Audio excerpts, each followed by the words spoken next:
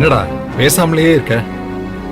அபிதேவி love matter, அக்காவை அவ லவ்வரோட சேர்த்து வைக்க சத்யா எடுத்திருக்கிற முயற்சி, செல்வநாயகியோட அராஜகம் எல்லாத்தையும் சொல்லிட்டேன்.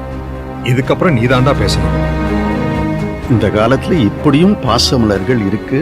ஒரு அக்காவை காப்பாத்த தங்கச்சி தன் உயிரை கொடுக்கற அளவுக்கு போறத நினைச்சா ரொம்ப ஆச்சரியமா இருக்குடா. இன்னும் நிறைய சம்பவங்கள் உலகத்துல அப்படி இருக்குடா.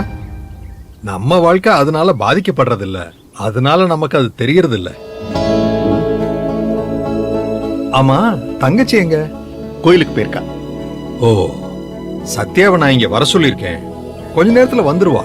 வரட்டும் வரட்டும். அவ வர்றதுக்குள்ள உனக்கு வேற ஏதாவது டவுட் இருந்தா கேட்டிருப்பா. முக்கியமா தேவி, அபி, செல்வநாயகி அவங்கள பத்தி ஏதாவது டவுட் இருக்கா? சரி, நான் வெளிப்படையாவே கேட்கிறேன். Please don't mistake me. உனக்கும் செல்வநாயகிக்கும் பழைய பகை இருக்கு. அந்த பகையை செட்டில் பண்ணிக்க என்ன யூஸ் பண்ணிக்க பாக்குற, அப்படித்தானே? செல்வநாயகிய பழி வாங்க நான் உன்னை யூஸ் பண்ணிக்க வேண்டிய அவசியம் இல்ல கோவிந்தன். அது வேற கதை, இது வேற கதை. நாம எதை விதைக்கிறோமோ அதுக்கான பலனை நாம அனுபவிச்சுதான் ஆகணும்னு நீதானே அடிக்கடி சொல்லுவ. ஆமா, அது சத்தியமான உண்மைதான். அப்படி ஒரு உண்மைதான் இப்ப நான் சொன்ன கதை. செல்வநாயகி விதைச்ச விதை இப்ப சத்யா மூலமா ஏன் கண்ணுல படணும்னு விதி இருக்கு. இதுல பாதிக்கப்பட்ட தேவிக்கும் நாம உதவி பண்ணணும்.